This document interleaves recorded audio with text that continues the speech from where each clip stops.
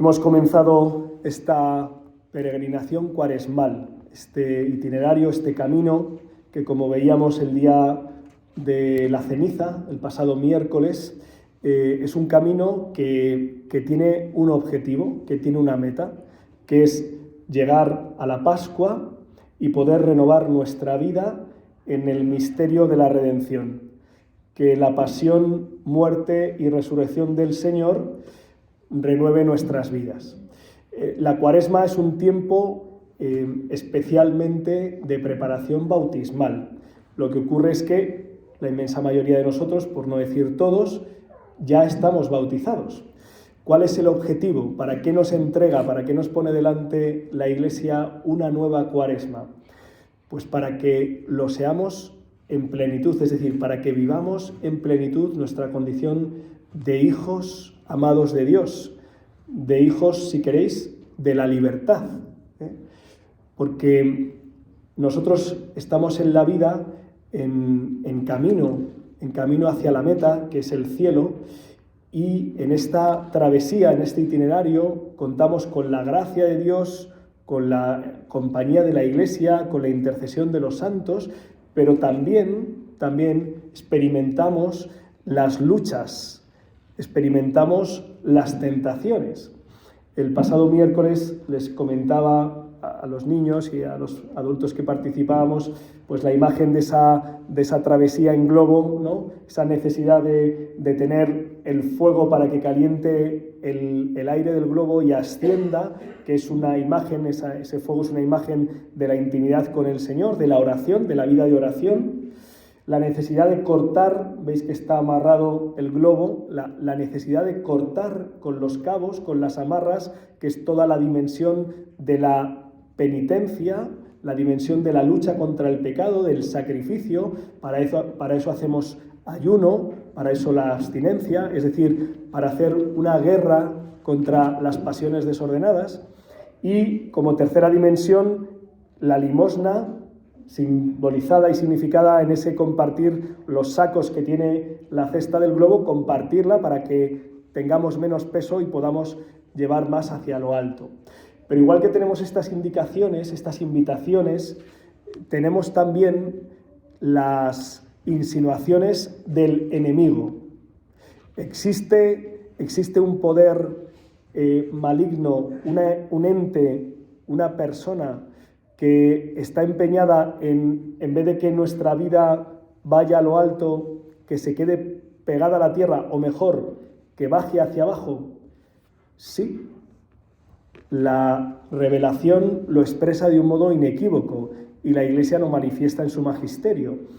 Hoy hemos escuchado un pasaje que está en todos los evangelios, en los 3 evangelios sinópticos, perdón, por ser más precisos, que son las tentaciones de Jesús en el desierto. Jesús afrontó la tentación precisamente para ayudarnos a nosotros a afrontar nuestras tentaciones. Y Él ha vencido para enseñarnos cómo vencer contra la tentación. Fundamentalmente, todo se circunscribe o se concentra en 3 tipos de tentaciones, que son las 3 que hemos escuchado, ¿no? La tentación del placer, la tentación del poder, la tentación del honor, de la fama. Creemos que si tenemos el placer, tenemos el poder y tenemos el honor, la fama, el reconocimiento, tendremos vida. El problema es que el maligno, en palabras de San Ignacio de Loyola, el enemigo de la naturaleza humana, para que alcancemos esto tenemos que vender el alma. En la segunda tentación es explícito: si te postras ante mí, si te arrodillas y me adoras, te daré el poder sobre todo lo que existe.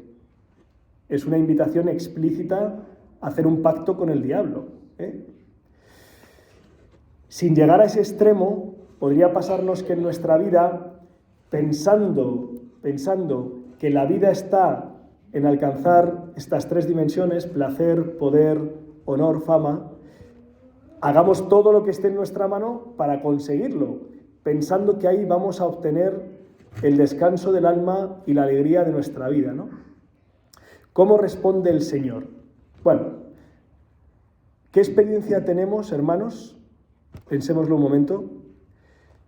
Cuando hemos procurado en nuestra vida hacer todo lo que está en nuestra mano para procurarnos bienestar, comodidad, placer. Pues mirad, es muy fácil. La dinámica es que siempre quieres más, siempre necesitas más, nunca te sacias. Tú puedes estar en un banquete estupendo, comes y gozas del banquete y, por cierto, está bien porque el Señor nos ha hecho de tal manera que nos ha puesto el sentido del gusto para que gustemos, ¿eh? Está bien. ¿Cuál es el problema? Que el que vive para saciarse, para colmarse de gusto, nunca le basta.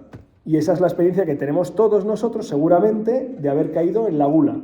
Es decir, he comido de más, no hacía falta. ¿Por qué? Pues porque nunca se sacian. He bebido de más, hemos tomado algo de alcohol. Qué bien estábamos, ¿verdad? Hasta que de repente te das cuenta de que ya no estás tan bien, y de que empiezas a estar mal, o a estar muy mal, ¿no? ¿Qué ocurre? Que cuando pones el foco, el objetivo, la meta, en el placer, nunca se alcanza. Es como estos ratones que están en una... ¿Noria se llama? ¿Cómo se llama? O estos... Hay un experimento, precisamente con ratones, de que cada vez que accionaban una palanca recibían algo para comer. Y se mueren porque revientan, porque no son capaces de parar, porque no son capaces de controlar el gusto del apetito. Este es el fundamento de las adicciones. Vivimos en un mundo en el que hemos proclamado como nunca la libertad y hay muchas cadenas, tenemos muchas cadenas, porque hemos puesto, es probable que hayamos puesto el foco, el objetivo, la meta en el satisfacer ese deseo de placer. ¿Qué dice Jesús? ¿Cómo vence Jesús? No poniendo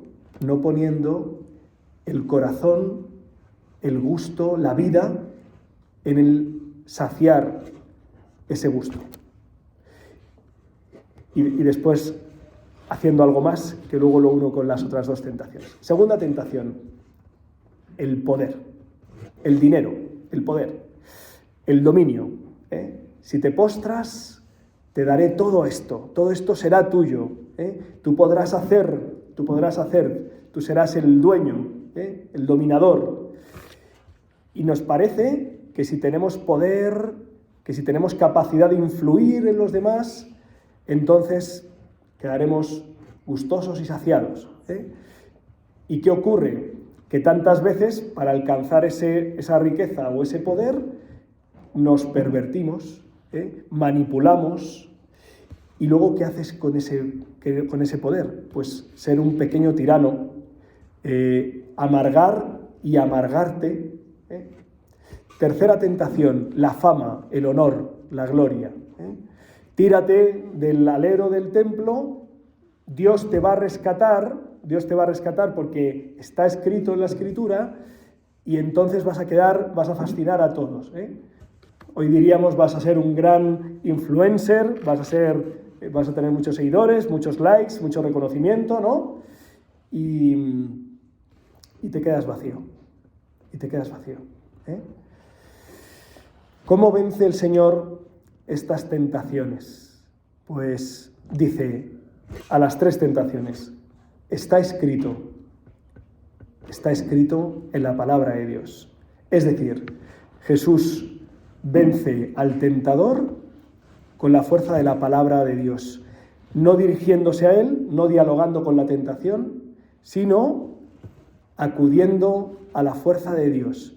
Y desde Dios me enseña que el placer no debe ser el objetivo de mi vida. El placer está muy bien como consecuencia de vivir bien, de vivir ordenadamente, de vivir en el orden del amor, pero no como un objetivo en sí mismo, porque entonces se pervierte y entonces se convierte en esa noria donde estamos enganchados siempre buscando más. No solo de pan vive el hombre, sino de toda palabra que sale de la boca de Dios. Por cierto, la palabra hecha carne se hace aquí sacramento para alimentarnos, para alimentar tu cuerpo y tu alma. Cuanto más alimentado estás de Dios, de su palabra, de su Eucaristía, menos necesitas llenarte de bienes humanos.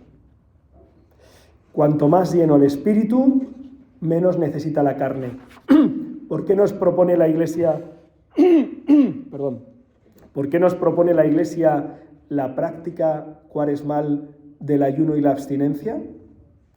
Porque somos una unidad, alma y cuerpo, y está conectada. Aprendamos a decirle al cuerpo, tranquilo, hermano cuerpo, como diría San Francisco, tranquilo, hermano cuerpo. Te voy a dar lo que necesitas, no lo que deseas.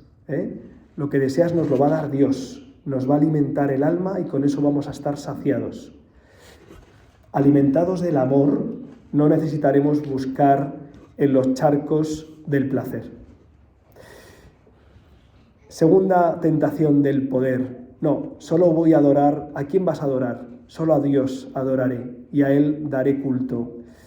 Ni al demonio, ni a ningún otro poder. Dejaré que Dios sea Dios. Hay gente que dice, esto de arrodillarse ante Dios es una forma de humillación, ¿no? Tengo un amigo que dice, el que no se arrodilla ante Dios, se arrodilla mucho más ante otros poderes. Nos arrodillamos ante el que se ha arrodillado por nosotros y se ha entregado en una cruz. Y entonces vivimos de pie ante todos los demás. Tercera tentación, el honor, la fama, el reconocimiento. Tírate, y que demuestra. No tentaré al Señor. No voy a invocar al Señor para que cumpla mi voluntad, sino que le voy a pedir que me enseñe a cumplir la suya. Y entonces, alimentado de palabra y alimentado de su cuerpo, para que podamos también nosotros decir en las tentaciones, cuando te venga una tentación, hermano, acude a la fuerza del Señor. Todos tenemos tentaciones, las tentaciones no son pecado, las tentaciones invitan al pecado y son una ocasión de crecimiento en la virtud. Por eso las permite Dios. De una tentación puedes salir más cerca del Señor, más reforzado. Yo os digo lo que intento hacer. La Iglesia dice, primero, evitar la ocasión. El que evita la ocasión, evita el pecado. Es decir, no te acerques al fuego. Mejor no te acerques al fuego, porque el fuego quema, ¿sí? Ahora ahí ya cada uno aterriza en su situación concreta, ¿no? Si yo sé que ciertas prácticas, ciertos hábitos, ciertas compañías, ciertas conversaciones, ciertos programas, ciertos usos de las tecnologías me enredan, pues entonces lo mejor es evitar esas conversaciones, evitar esos hábitos, evitar esas compañías. Si no lo he podido hacer o no lo he sabido hacer, es el momento de invocar el nombre del Señor. Y entonces te viene una tentación pues de soberbia, de orgullo, de responder altaneramente a alguien que te está molestando o que te está diciendo algo que es verdad y no te gusta, te inoportuna. Señor, pon un guardián en mis labios, que dice el Salmo. En ese momento en el que experimentas la ira, la rabia, si abres los labios, vas a faltar a la caridad seguro. Seguro. ¿Cuántas veces nos ha pasado que hablas en el momento del enojo, del enfado, y te llevas por delante a la persona? Y dices, tengo razón. Y dices, sí, tienes razón, pero no tienes caridad. Has dañado la relación. Y con eso, cada uno que vea dónde tiene que pedirle al Señor, Señor, te invoco contra la lujuria, ¿no? Esa pasión que de repente, el impulso de utilizar a la otra persona para tu gozo, para tu placer, egoístamente. Señor, ayúdame, sáciame, sálvame, seréname. Y así Jesús venció las tentaciones invocando al Señor. Está escrito. Yo te animo, hermano, yo lo intento, pedirle al Señor no es una cuestión de lo fuertes que somos, sino de lo fuerte que es Dios. Invocando el nombre del Señor, Él nos acompaña en toda tribulación, hemos dicho en el Salmo, ¿verdad? Él nos acompaña en cada tribulación. Pídele que te ayude, que te libere de esa tentación de vivir para el placer, de vivir para el poder, de vivir para el honor, ¿no? En realidad, que todo el honor y la gloria sea para el Señor. Le pedimos, para terminar, a María. María es la mujer que pisa la cabeza de la serpiente. Veía hace un par de meses un documental sobre exorcismos y aparecían varios sacerdotes exorcistas que hacen oraciones para expulsar la presencia del demonio de algunos hermanos. Y decían que el demonio odia profundamente a la Virgen María porque es una criatura, es un ser humano que Dios le ha dado un poder para pisarle la cabeza. El rezo del rosario, invocar su nombre, tiene una gran fortaleza. Que ella nos ayude a pisarle la cabeza a la serpiente cuando se acerque en nuestras vidas a hacer insidias, alejarnos del amor de Dios. Que así sea.